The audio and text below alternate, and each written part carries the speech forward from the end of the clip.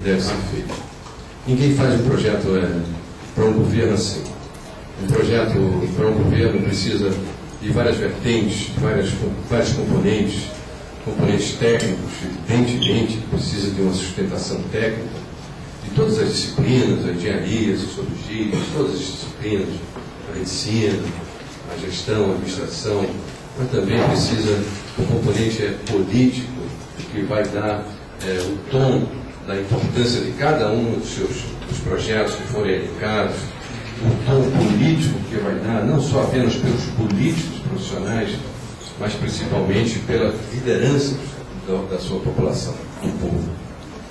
Na minha candidatura absolutamente acidental a governador, eu não esperava ser candidato a governador naquele episódio de 2010. De certa maneira, a males que vem comigo, porque eu me deliciei, digo, não foi sofrimento nenhum fazer aquela campanha, porque eu me deliciei em falar bem do Brizola e do Darcy Ribeiro. Era assim, um prazer falar na frente do Sérgio Cabral, era um prazer falar na frente das elites, da Globo, em vários momentos, fui chamado para falar para eles, e em todos os momentos eu repetia a mensagem que o Darcy trouxe, junto com o Brizola, em torno da educação, de um projeto de governo popular. Então, aquilo para mim foi o êxtase da minha, viu, Ricardo? Aquilo para mim, 42 anos de política, sempre nesse lado nacionalista, trabalhista, sempre voltado para a causa da democracia, dos direitos humanos. Aquilo foi o ápice que qualquer um de vocês também se deliciaria, de poder expressar, não porque vocês almejassem como eu, mas expressar na opinião pública, nos debates, para muita gente, as ideias que a gente tem não são minhas, as ideias desses dois grandes personagens que eu até hoje sempre reverencio, que é o Brizola e o Darcy Ribeiro. Então, o que eu vou fazer para vocês, que são nossos amigos do Messi, amigos da Terezinha, personagens importantes que estão aqui nessa reunião, o capitão da seleção, Carlos Alberto. Olho para ele, eu vejo a seleção brasileira levantando caneco, nada dessas coisas estão acontecendo. Então, não dá para fazer uma referência ao nosso Carlos Alberto, né? Ao nosso Enio do Saara, que é importante, né? O Enio, Flávio Bruno, meu amigo, minha família, vários outros. Todos são nossos companheiros nessa trajetória.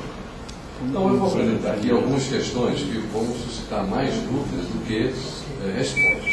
Porque, como eu disse, não vou falhar nesse ponto de tentar dizer o que é que deve ser feito. Vai levantar algumas questões que nos incomodam e que devem ser respondidas ou não nesse projeto de 2012.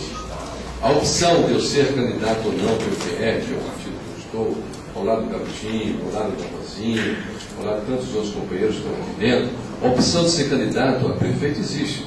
Existe na mesa. O partido tem isso como opção. O que não tem como opção é se a gente está no caminho certo, adotando essa opção, o melhor projeto ou não, para não só fazer a campanha, como também vencer. Porque o Rio de Janeiro precisa vencer em 2012 todo esse establishment que está aí instalado há algum tempo. Então, a minha questão começa com isso, né? Se é possível de fazer isso. Ao final a gente responde, pode dizer, é possível, mas tem condições para fazer isso. Não é assim, vamos ganhar. Não é um comício aqui, é uma reunião de pessoas que pensam, jogadores do Rio, que já viveram muito para aprender com os políticos. Então, eu começo com a minha perplexidade. É possível mudar esse status quo da política do Rio de Janeiro, onde você tem o poder legislativo, o poder judicial, o poder executivo, o Ministério Público, não digo todo, nenhum deles é a totalidade, mas em grande parte, e como disse o Poechal outro dia para mim, as exceções são tão pequenas que elas praticamente se desaparecem no contexto geral do que está sendo feito nas instituições públicas, também privadas, do nosso Estado do Rio de Janeiro. O Poder Executivo é o que vocês veem aí, com o Sérgio Cabral, e o prefeito também, que é parte do mesmo grupo. O Poder Legislativo, vocês viram como é que foi eleito o presidente, o que é que ele sucede, né, que ele sucedeu o sucessor, que sucedeu o outro, e o Poder Judiciário, quais são as suas sentenças mais recentes, o Poder Judiciário Eleitoral, tudo isso nos deixa perplexos. E a imprensa, que é desde o tempo do Brizola, mas há muito tempo, a imprensa, como instituição, também se comportando de uma maneira completamente à margem do que deveria ser seu papel. Vamos lá, então, essa é a grande questão que eu vou pontuar aqui. Próximo.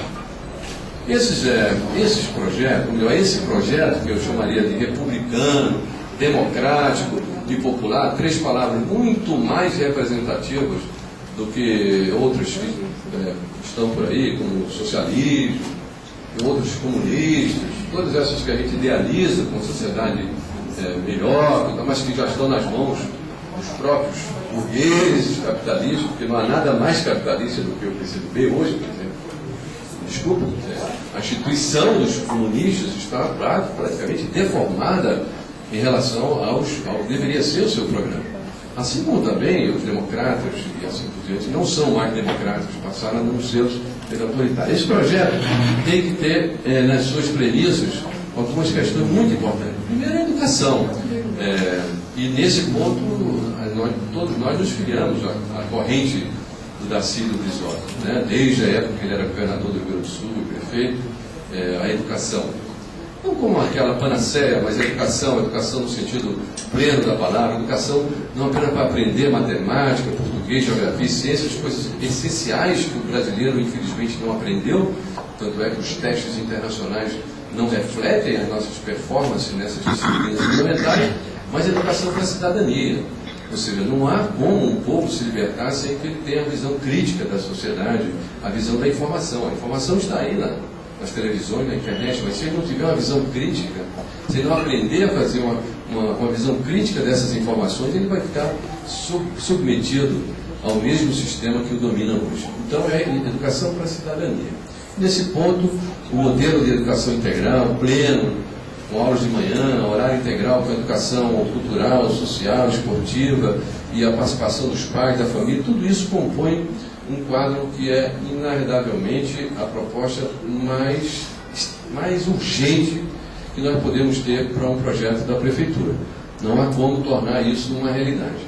Como fazer isso? O Brizola nos ensinou. O Brizola nos ensinou fazendo o quê? Prioridade orçamentária. Então, se é prioridade, não é prioridade da retórica, é prioridade orçamentária, de recursos, de ambiente, de posições políticas. Isso ele fez isso com grande maestria. Que tome a educação, que promova o desenvolvimento integral. Vocês vão ver, eu vou mostrar uns quadrinhos aí, como nossa cidade não é só partida, como disse o Sueli Ventura, nossa cidade não é só partida, ela é mal distribuída espacialmente. Vocês vão ver isso com visões de um gráfico muito interessante. Que se restabeleça a moralidade na gestão pública.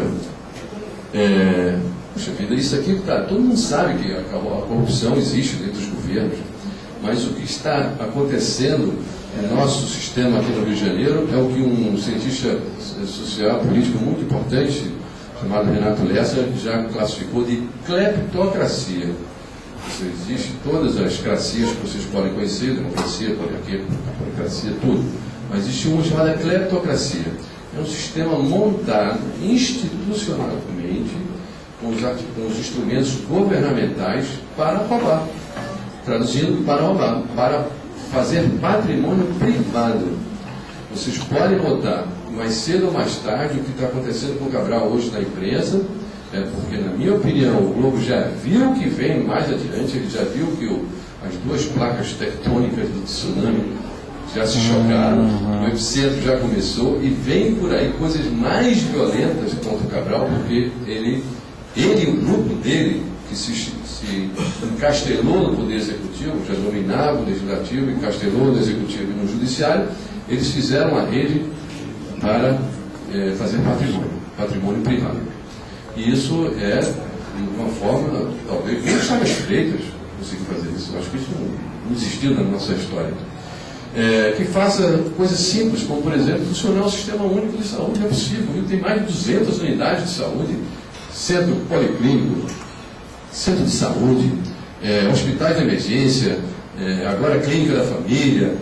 Tem 200 e poucas unidades de saúde para uma população de 6 milhões de habitantes, e não tem saúde para o cidadão, não convive com as pessoas